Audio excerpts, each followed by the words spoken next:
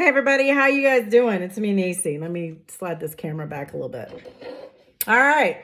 Wanted to get on here. See my whiteboard back here? I wanted to get on here today and start going through a couple of things.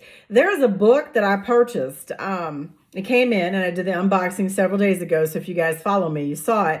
It's Your Map is Upside Down, The Biblical Orientation of the World Map. It's this book, right? Very interesting book.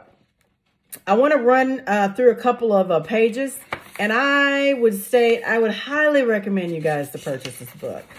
And once I finish this, I want to piggyback off of that and go into a couple of chapters of Terra Infinita, the map of the Dome worlds. I've been doing extensive reading over on Facebook with Claudio Nicelli's work and stuff, over his work, not with him, but over his work. And just wanted to continue that journey. So, excuse me. It's not good for me, I know. I need to start drinking, I need to start making my own ginger tea is what I need to. Tummy's kind of upset this morning. Okay, let's get into it. Enough of my chip chatting. It says here, when the Most High allowed his Holy Spirit to reveal the information to me, and I'm reading the intro to this, it didn't make sense at first because it went against common consensus. Much of this information is related to the book of Enoch, which is not considered canon to most people. Yet without the book of Enoch and the guidance of the Spirit of Truth, this secret would not have been confirmed within me. Hold on for a second. Let me see. My stuff is in... I'm looking for my copies of the book of Enoch. Oh. I've got like 3 copies. Hang on. Hold please. Hold please. Let me get up and do this. I'm just going to show you. I'm going to show you one of the 3 or 4 books. This one. The books of Enoch, Jubilees, and Jasher. Okay. So I have that and I have 2 other copies up here. So, it's not recognized to be canon, right? So it says, yet without the book of Enoch, the guidance of the Spirit of Truth, the secret would not have been confirmed within me. Now, of course, the hiders of the truth already know about this secret. And to keep it hidden, they introduced the world to an upside down view of the world map and then scrambled the poles, which Chief's already talked about this. And I have 2. It says, there are no books written on this subject that I know of, but this information is vital when it comes to understanding the prophecies of Daniel, which speaks of the king of the south and the king of the north. Note that Daniel was told to seal up the prophecies of this book until the last days. The work you're about to read is at the true forefront of the unsealing of the book of Daniel, and I'm grateful that the Most High has chosen me to be a part of the revealing this information to his people. When I attempted to apply my own understanding to this revelation, I quickly learned that I was unfruitful in my quest for clarity. For some reason, it just didn't make sense. How can north be south and west be east? I had to first accept this new paradigm shift in order to gain knowledge of a true geographical orientation of the world map. And this was the key to solving the whole geological puzzle. It is interesting to me that the book which lays the foundation to this outstanding revelation is banned from most of Christianity. Without the book of Enoch, this information would still be hidden from Yah's people. Later in this book, you will find that it is the words of the Messiah that puts the nail in the geographical coffin. It's one thing for me to tell you the map is upside down, but it's another thing when the Bible confirms it. If you are a true child of the Most High, then this work will bear witness to your spirit because it is a spirit that presented this work to me. All right. He's pulling it up from the Akashic Records, from the ether. He gives the symbols as a direction in the book. I'm going to hold this up so you guys can see it. Might want to take a screenshot of it.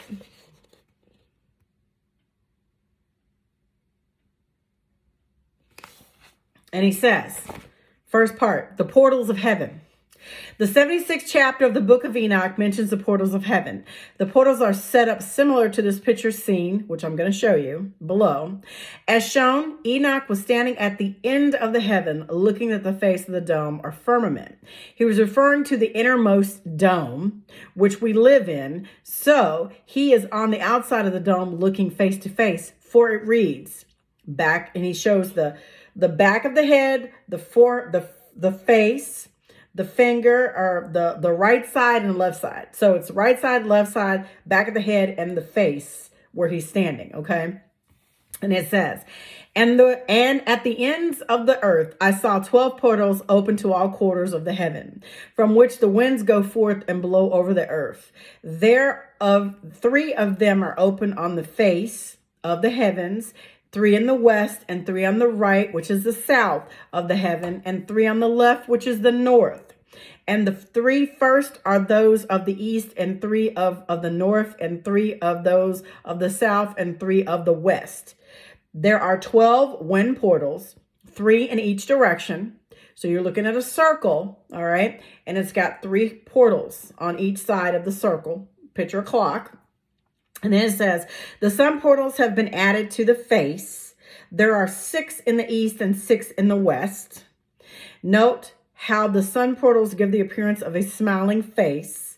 Also note how the east is on the bottom. Now I'm going to show you the picture. Take a screenshot if you must so you can examine it.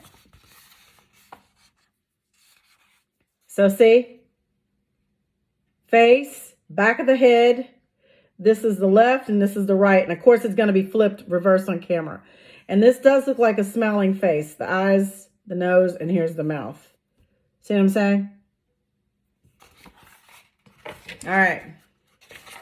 And if you've been following me a length of time, you know Claudio does extensive work about explaining the different types of dome worlds, or some people will still call them planets.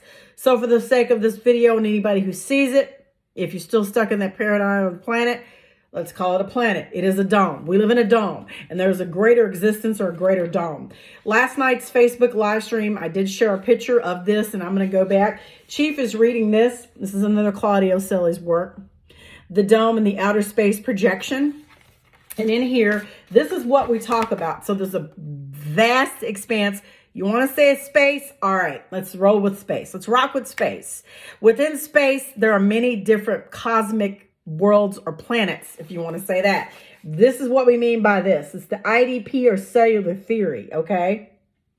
And say this is our world, portals throughout the world, like we just shown here, here, here, and here, where the winds blow, the portals open, and also there's portals that connect us to all these other worlds where you can zap in and out of those reality tunnels, right? And I did read in this book where it talked about the different portals that we have here in the Earth Dome and the known lands, all right? I read to you, if you followed me over on Facebook, I talked about the Ditlov Passage, where was another one? It was a couple of portals. It was 3. The Henrik Passage, and then it also talked about the Ditlov, the Henrik, and what is that guy's name? His name is James. I can't think of his last name. There's the Henrik portal, which is this one. The Hiurek, Hiurnek, the Morris Strait. That's what it was. The Morris Strait portal. And then, so it tells you in those certain terms, when you get to Antarctica, there are portals there. And I'm also going to state that there are more portals than that. Okay. Here's another picture of the cellular worlds. So we live in a great, big, expansive dome. It's 178 worlds that have been cataloged, but in the beginning of this book, he states it's over 200 now, and they're still cataloging worlds. So this dome is just one of thousands, if not millions of dome worlds. All right. And I'm just going to say that. So just to get you a backdrop and understanding what I mean by when I say portals or dome worlds or planets. All right. That's what we're discussing over on Facebook. All right.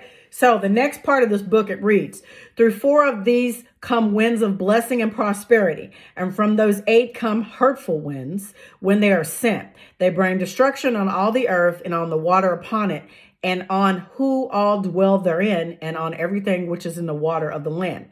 Okay, so blessing and prosperity comes from these 4 portals. And he's showing you a picture. Again, the maps,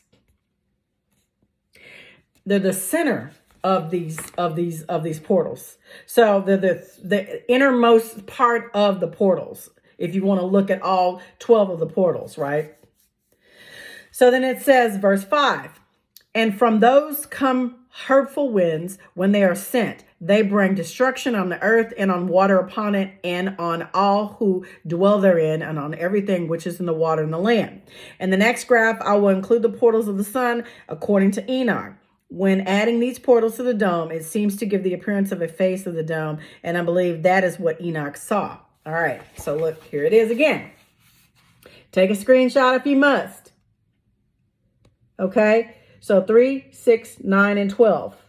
All right. Now, when he adds the sun portals, it does look like a smiling face. All right. And it says Eastern portals. Believe it or not, the Most High has shown me that it is the portals that provide the clue as to the correct orientation of the world map. And the book of Enoch is very transparent when it comes to describing what comes forth from each one. This is a clue according to the Spirit in the 76th chapter of the first Enoch. It reads, and the first wind from those portals, called the east wind, comes forth through the first portal, which is in the east, inclining towards the south. From it come forth desolation, drought, heat, and destruction. And through the second portal in the middle comes what is fitting, and from it there came rain and fruitfulness and prosperity and dew. And through the third portal, which lies towards the north, came cold and drought. And the symbols are laid out below. Check this out. And y'all can see how this looks like a smiling face. See the eye, the nose, and the lips. And I mean, really, if you're trying to describe something that you've never seen before, then yeah. I mean, you know, let's read. Now we read the eastern portal. Let's read the southern portal. Let's continue. And after these come forth the south winds through 3 portals. Through the first portal of them, inclining to the east, comes forth a hot wind. And through the middle portal next to it, there come forth fragment smells, dew and rain, and prosperity and health. 9, verse 9. And through the third portal lying to the west, come forth dew, rain, locusts, and desolations. Again, he's got a key to the map.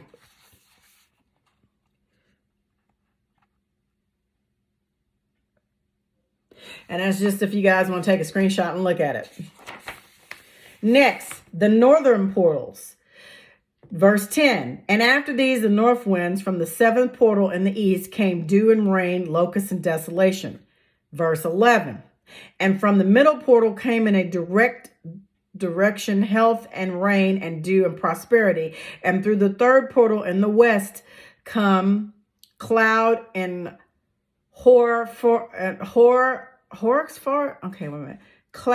and rain frost and hoarfrost and snow and rain and dew and locusts. Okay, I'm sorry about that. I was trying to figure out what he wrote here. I think that's a typo. So this is what it looks like. So he's showing you the weather patterns.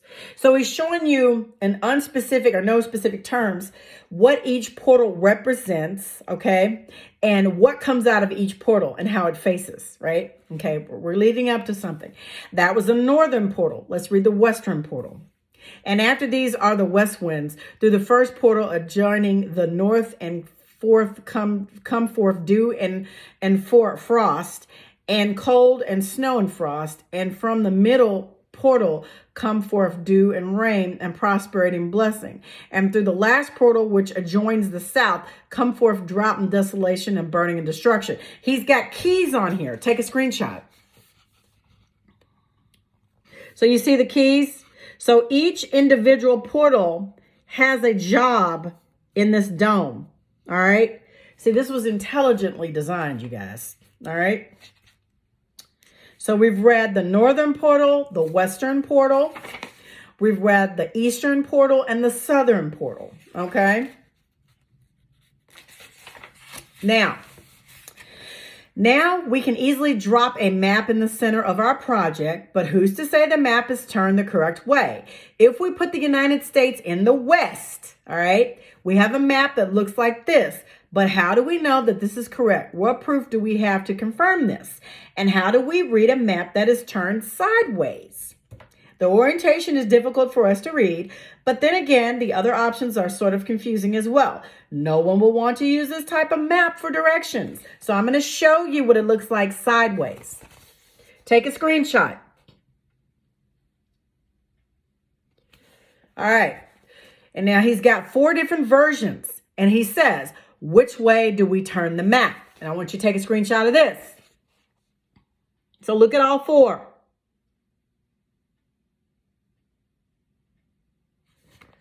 All right. And it says, follow the locust. The key lies in what comes out of the wind portals. When you look at what portals the locusts come from, you get the correct orientation of the world map. Ding, ding, ding, ding, ding, ding. Notice the locusts come out of the northern portals and one of the portals of the south. I'm going to show you a map. Look. See the key up here with the locusts, and you're going to see it down here, right? All right. Follow the locusts. When you do a little research, you will discover that Africa, Asia, and South America have worse locust swarms, and Greenland has grasshopper swarms, okay? So what we're going to do, over here you see the locust maps. You see the locusts? See the locusts? Okay, look at this one. Take a screenshot.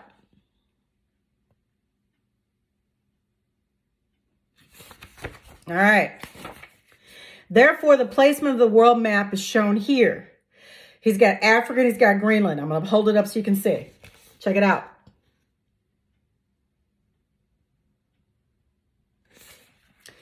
It says, and since none of us are acquainted with reading a map sideways, we must turn the map where it is readable, not only for man-to-man communication, but also that the Most High can communicate with his people. So we end up with a map that looks like this, the true orientation of the world map. And this is how it actually is looking, people, within our Great Dome. It's upside down. It's inverted.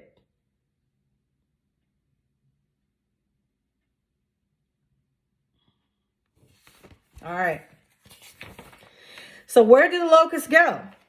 Nehemiah 3:17. Thy crowned are as the locusts, and thy captains as the great grasshoppers, which camp in the hedges in the cold day. But when the sun ariseth, they flee away, and their place is not known where they are.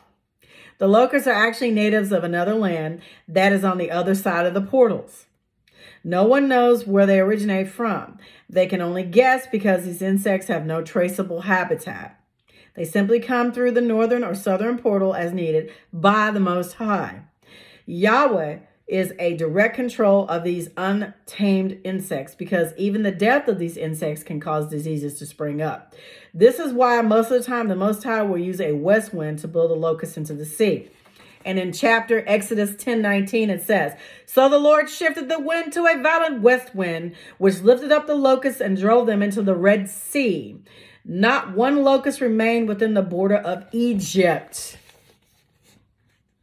Okay, and I'm going to get into how America is Egypt. Not in this presentation. I'm going to show you where the so-called Red Sea is and where the Nile is here in the Americas. And we're in Central America. We're not in North America. North America would be Canada. Central America is here in the United States Corporation, a.k.a. I'm in Texas. I'm in Central America. And South America is Mexico, Brazil, Peru, Ecuador, all those other countries below. Okay. And actually, if you really want to be correct about it, they're actually north and not south. But we'll get into this. All right. Next part, it says, when we resort back to this graphic, we see something very interesting that actually confirms our map orientation. Notice that there are no igloos from the middle portals downward or anything that has to do with cold air. This is important because hurricanes, which need warm waters in order to gain strength, won't thrive in these waters. Most maps show that there is ice near Africa. This can be seen on the following page. Check this out. Take a screenshot. You see that? You see where he's circled? There's a method to the madness. This explains why we see upside down maps with some sort of ice barrier above Africa and hardly any ice near the countries at the bottom of the maps. This means that Africa, if closer to the ice wall, notice the ice above Africa in all these maps. So why no ice at the bottom of the maps? I don't know if you can see this, but I'm going to tell you to take a screenshot. Look.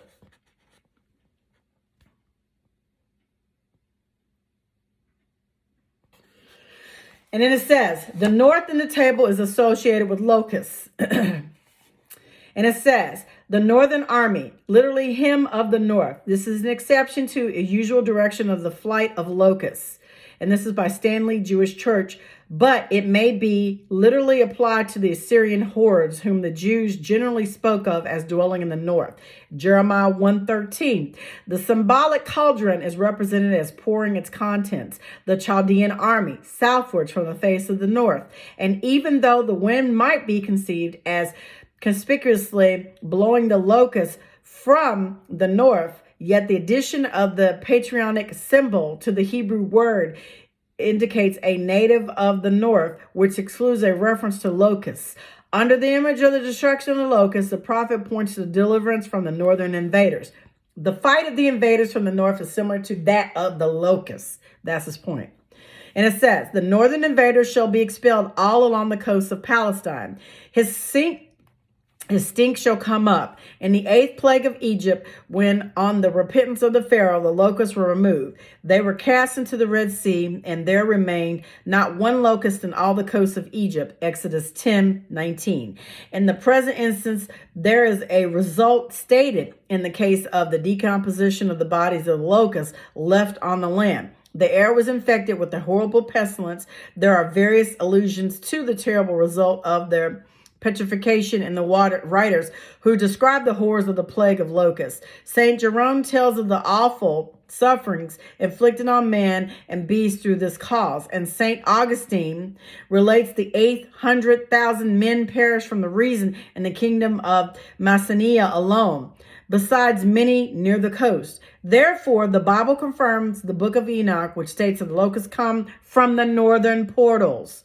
And as you can see, we have locusts in the north. This also confirms Jerusalem's true location has to be in the continent of Africa.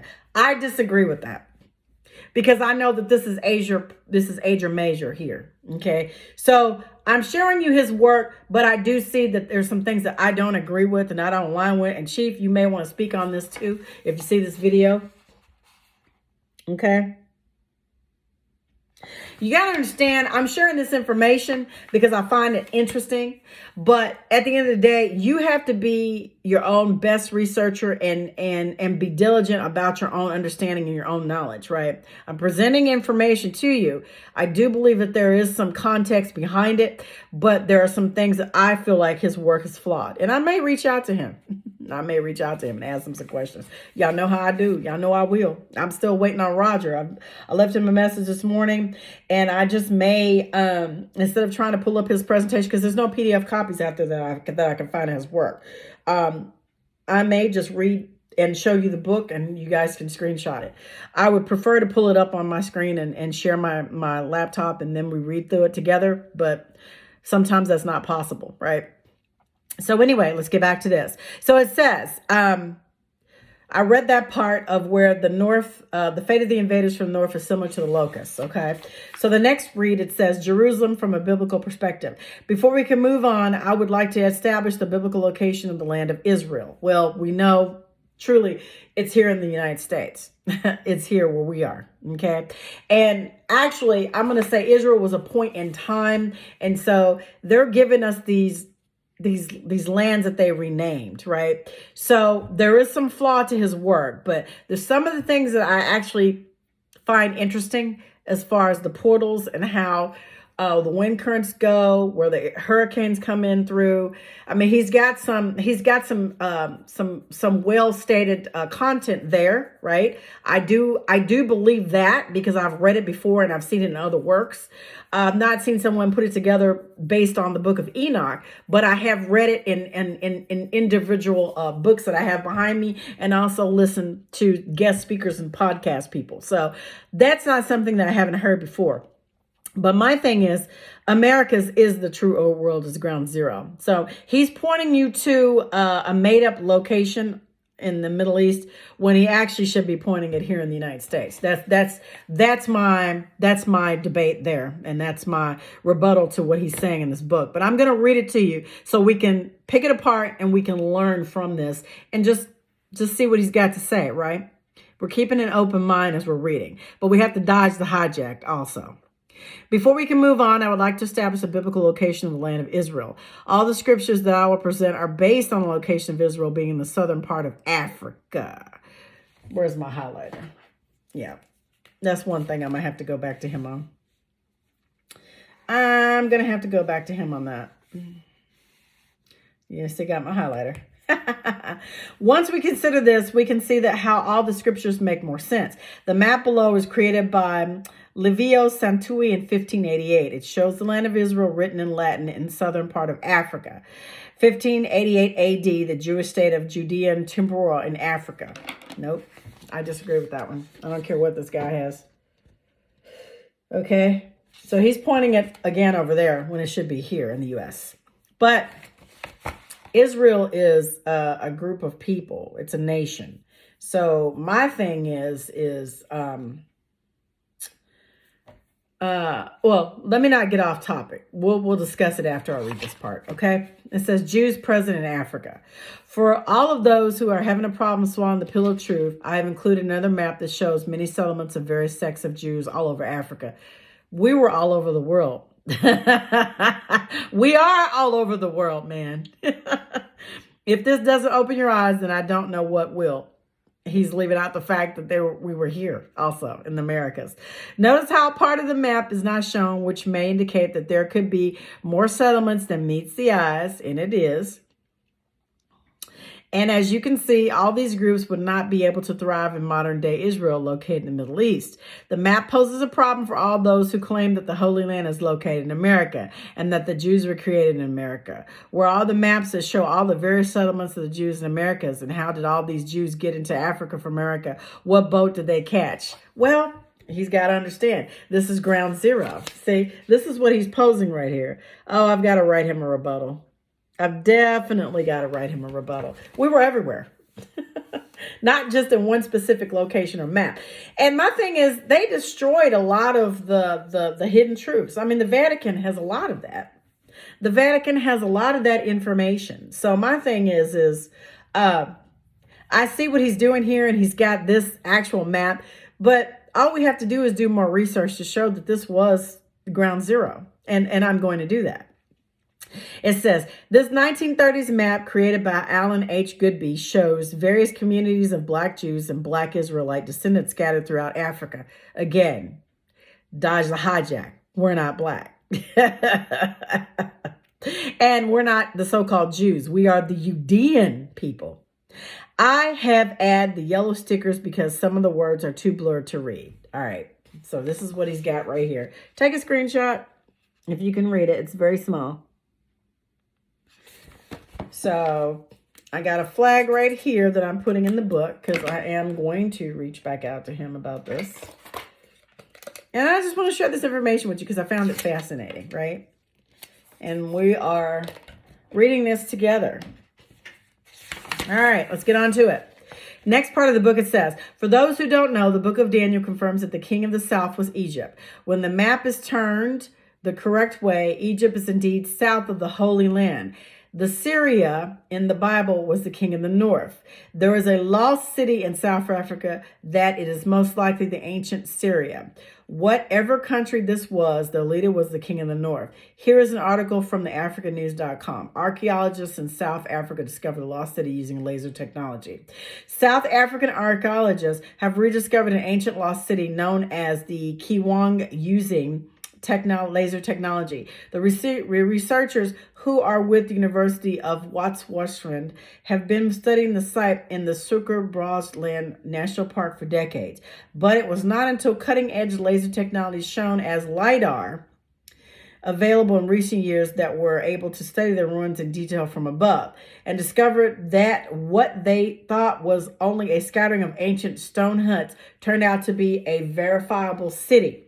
LiDAR data is enabling us to using us to map and track what was happening in these towns, because there is no written record of them. So we're basically rediscovering the use, and what this means is filling a huge historical gap, especially for Southern Africa. Because pre-colony history of South Africa was no written record. So now we're starting to fill in the gaps using the LiDAR technology. Okay. Professor Karim Sadar has been exploring the area for 30 years, but says the vegetation was too thick, so he commissioned a LiDAR aerial survey to get better look.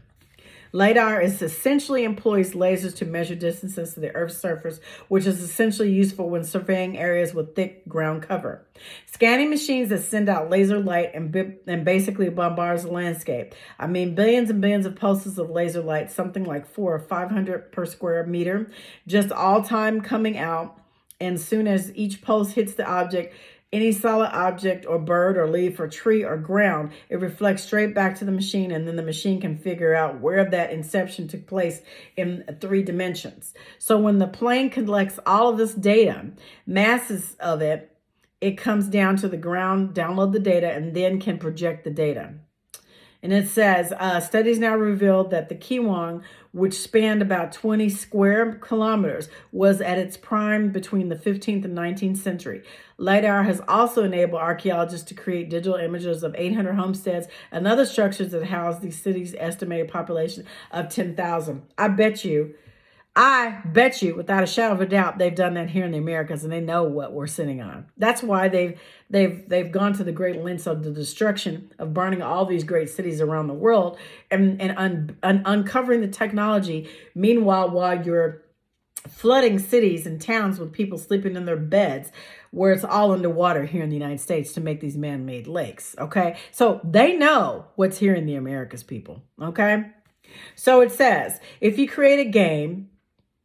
Okay. Studies now reveal that Kiwang, with spans of 20 kilometers, as its prime between the 15th and 19th century. Later has also enables archaeologists to create digital maps of 800 homesteads and other structures that house the city's estimate of 10,000 Tswana-speaking people. If you create a game and kids can play around the context of the knowing that is heritage and having a sense of what has been there and the sort of housing structure and architecture, which there said witnesses, one of the researchers, one of the most enlightening things is, as if I've been able to understand what we were doing in our past, it gives us more broader idea of the people of South Africa and who they were and the types of activities that they did, because you can now rediscover the activity line and just general interaction with the society. Okay, with all these ruins, you would think that there would have been many articles published on this, but the world is silent for some reason. And I'm going to tell you the world is silent because it's over here in the Americas. Okay, I'm just saying. The Bible confirms your map is upside down. So how does this information relate to the Bible? What scriptures verify that our map is turned the correct way? Pay close attention to the verse below, for it is the key to knowing how Christ confirms that the map is turned the correct way, and it reads, Luke 12, 53 to 55. Verse 54. And he said also to the people, when ye see a cloud rise out of the west straightway, ye say, there cometh a shower, and so it is.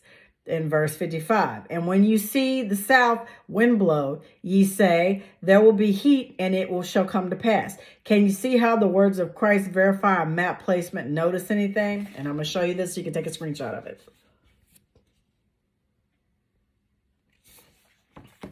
So yeah, you have to dodge the hijack. I think he has some good information here, but I also think he needs to really go back and look at it. And I'm actually gonna pull this up and I'm gonna take a look at it further on my screens here. The queen, okay, so Matthew 12:42. The queen of the south will rise up with the generation of the judgment and condemn it, because she came from the ends of the earth to hear the wisdom of Solomon, and behold, something greater than Solomon is here. Okay, and it says the words of Christ confirm our map orientation when you consider the fact that the queen of the south is Makeda, the queen of Sheba, who is ruler of Ethiopia. When the world map is turned the correct way, Ethiopia is south and the biblical Holy Land. Okay, so I'm going to show you this, and it says, please bear with me on the correct naming of these areas. I am only providing an approximate location. Note the Ethiopia was much larger than shown in ancient times. However, it is still south of Israel.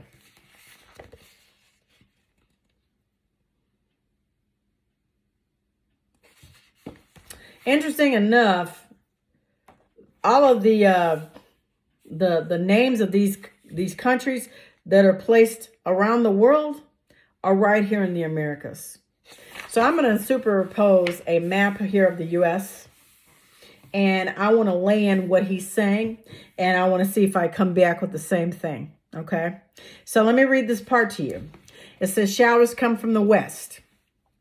When you look the extreme northern western portal, you find that the first icon is a cloud. Incoming dark western clouds to the day still mean a shower is coming if you live in Africa. Also, the extreme southeastern portal is the home to the hot wind. We also have heat coming from the seventh portal in the east and another portal in the southwest that bring burning. So here we have Christ himself confirming that our map is turned the correct way. And he's got it circled in red dots for the different portals. So in summary, we have swarms of locusts that come from the north. As stated earlier, Africa and South America are hit with the swarms of locusts more frequently than other places. Okay. We have clouds that come from the west that signal a rain shower according to Christ. We have wind blowing from the south that signal incoming heat according to Christ. And looking at the symbols below, we can see how all the heat portals are in the south.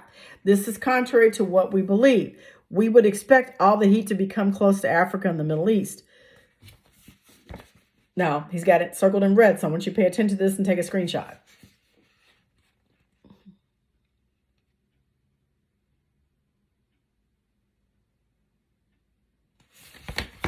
All right. Now he says, Psalms 147:16, he giveth snow like wool. He scattered the hoar frost like ashes. One would believe that this picture is a scene from Russia or Alaska. However, it's from Argentina. Here is an article trying to explain the frost and snow, which is close by the portals that release these elements in the north. Okay, and he's got Argentina Patagonian region. He's got a HTTPS. He's got a website linked. What's the origin of the extreme cold in Patagonia? The low temperatures in Patagonia and southern cone of Latin America, Argentina, Chile, Uruguay, Paraguay, and southern Brazil are due to the arrival of the cold air from Antarctica. High pressure at the southern tip of the continent pulled polar air northwards. That happens when the polar vortex, a belt of strong winds that keeps cold air over the South Pole, is weak. The unusual weakness of the Antarctic polar vortex increases the likelihood of polar air masses escaping to inhabited areas in the southern hemisphere. In other words, the likelihood of cold waves increasing. The cold wave, the opposite of a heat wave of July 2024, was the second time in 3 months that had happened in the region. Job 38:29. Out of those wombs came the ice and the hoary frost of heaven, who hath gendered it. Okay, and he's got a picture where it's circled here, here, and here. Okay, where it positions in the portals. So it says, out of the south cometh the whirlwind and cold of the north, and that's Job 37:9. And then it says, the storm winds come from the south and the biting cold from the north. From the inner chamber cometh the hurricane, and from the scattering winds cold. And that's the Bishop's Bible 1568. Out of the southern cometh in tempest and cold out from the northern winds. All of these translations are referring to hurricanes or tropical storms which originate in the southern warm waters of the oceans. Notice that they say the storms originate from south and not the north. This is because the south waters are warmer. Hurricanes love warm water. Looking at the map, you can see how most of the pink areas are in the south. These waters are typically warmer than the northern waters. This confirms yet again that the map is turned the right way when Africa is at the top. Now, of course, we have to turn the map the other way around when we are trying to find our way around the world. I'm showing that.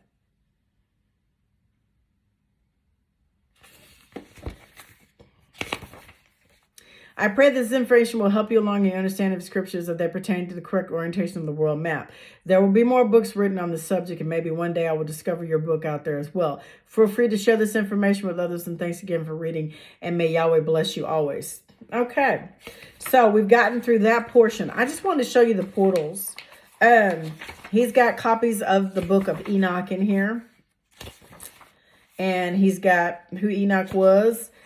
Let me see. Heavenly record keeper and jubilees. Let me just go through here. He's got just different scriptures that back up who Enoch was. And Enoch is in the Old Testament. When trying to locate Enoch in the Old Testament, we must consider these factors. He must have the appearance of an angel. He must be a worker in the temple. He must be a writer. He must be exclusive detailed knowledge of world events past and present.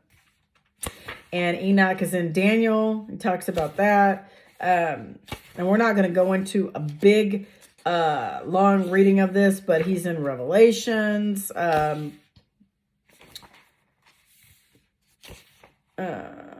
Yeah, it's all in Revelations. And it also talks about, it says this, and I'm going to read this one last part, and I'm going to get off here because I don't want this to be really extremely long. The book of Enoch has been cast aside by most of the world because of it has been considered to be filled with fiction, fables, and false information. The bad thing about this is the fact that a lot of people who deem it to be non-inspired or God-breathed are people of faith. But the book was written for the last generation, which is a generation we are living in now. Therefore, our spiritual leaders will be held accountable for hiding this information and fighting it to keep it suppressed. I don't need a spiritual leader. I am my own spiritual leader. So let's just get the correction there. Okay. I do not believe that we need pastors or ministers. We have the capability to do that ourselves. As a matter of fact, it is up to each one of us to take the controls or take lead or helm over our own spiritual development and our own spiritual journey. Do not leave it in the hands of someone else, right? The greatest lie ever told is for us to look outside ourselves for what is inside of us. It's the universe inside of us. We have to be our own champions, okay? We have to do the work ourselves and not put it in the hands of these preachers, ministers, deacons, brethren, whatever you want to call them, okay? Reverence. I reverence no one but the creator of all and myself, okay? Because I recognize that I am God in the flesh and incarnate, okay? No blasphemy here. I'm speaking 100% facts because I know that to be, right? So, interesting book. I wanted to, he has his email address here. And my thing is once I look over this a little bit more, I may in fact respond to him and go out. He's got, so what is a horologe? He's got the light and the darkness. He's got a calendar in here to track the months. Okay. I say pick this book up. It's interesting information. For more proof of the highest in the horologe. Okay. He's got blocks here. He's got dimensions. He's got diagrams in here. Reaching the 7th level, we have tabernacle on one side, and this is where we flip it over and have it half. So, yeah, he's got 144,000, which is 144 equals 9. 11260 days equals 9. 2160 equals 9. The disciple caught 153 fish, which equals 9. The disciples are confirmed as fishers of men by Yah. Christ gave up the ghost at the 9th hour. Each side of the New Jerusalem measures 120 or 12,000 stadia. Or 120,000 stadia, that's 9. ASP 9 is the highest single digit. 9 is consciousness, and it all happens within your temple. So he's looking at it from a physical standpoint, and I understand that. What I found interesting was the fact that we have different portals within the Earth Dome. And he shows you in no unequivocal terms how he mapped that out. So that's why it caught my eye, and that's why I wanted to share this with you guys on camera, right? So it says, he even talks about the Hebrew letters and what they represent, how it's wrote out in scriptures, the Y, the A, the H, the U, the A, the H. But when you add all these numbers up individually, you get 24. Okay. So he's got all of these elements of what these letters represent. Yahweh, YHVH equals number 26. These are exact notes that I have taken directly from my computer screen. Feel free to examine them to discover more startling information about the horologe. Hopefully the study of how his name is embedded within the horologe will allow you to grow more in understanding his plan of salvation for the world. By his name being embedded within the horologe, it is now also only lets us know that they ordained for us to have this book, but that it should have never been removed from the Bible. And I'm going to say the ordained is written in our DNA. God is written within our DNA. Literally, I've seen papers on it where it talks about how when they decipher or decode our DNA, it has a stamp on it of who we are and who we belong to. So if you want to say this book is interesting, I would say that. I need to look at it a little bit further in depth. And like I said, I may reach out to him. I do have some issues with the book itself, stating that Africa is, and Jerusalem and Israel, but the placement of those specific continents or countries. And I know for a fact that those names have been changed over time, right? And everything that you talk about there is actually here in the Americas. And they took the knowledge from here and then split it out all over the world, right? They have all the other countries, and all these other land masses were named after the cities that were here in the U.S. or in Central America in the United States Corporation. That's what I'm saying. So is this information interesting? Yes. I highly find it very fascinating because we were discussing the portals. I did show you from the Dome of the Outer Space Projection book where we have the cellular membranes and how we're connected, right? So without being too long-winded, I'm going to read a couple of chapters from chapters 121 to 123. And actually, you know what? I think I'm going to cut the video short because I really wanted to discuss your map is upside down, right? I will come back and make a second video over Terra Infinita, Map of the Dome Worlds. And with that being said, I will upload that here on YouTube so you guys can take a look at it. And like I said, if you have a Facebook, please come over on Facebook and join me because that's where I do predominantly all of my work now. So anyway, I'll talk to you guys soon, and thanks for joining me. And remember what I always say, be the change that you want to see all around this Earth Dome, right? Because it is up to you and I to make a positive change in this ethos. I'll talk to you guys soon. Bye.